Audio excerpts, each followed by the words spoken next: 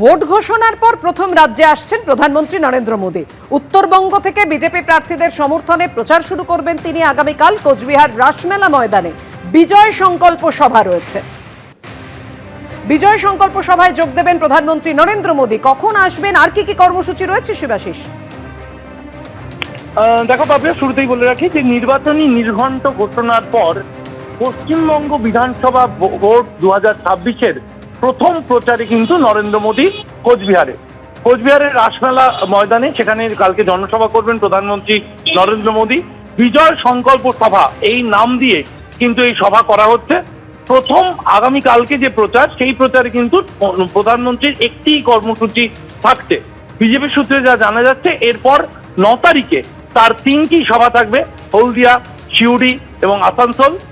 10 তারিখে প্রস্তাবিত রয়েছে শিলিগুড়িতে প্রধানমন্ত্রী রোড শো, এবং 11 তারিখে কৃষ্ণনগর সহ একাধিক সভা। প্রধানমন্ত্রী একাধিক কর্মসূচি এরপর ভেবে রাখা হলেও আগামীকাল অর্থাৎ 5 তারিখে কিন্তু শুধুমাত্র কোচবিহারেই প্রচারে থাকবেন প্রধানমন্ত্রী নরেন্দ্র মোদী। এই সভায় তিনি মূল বক্তা হিসেবে অংশ নেবেন। পাপিয়া, ধন্যবাদ তোমায়।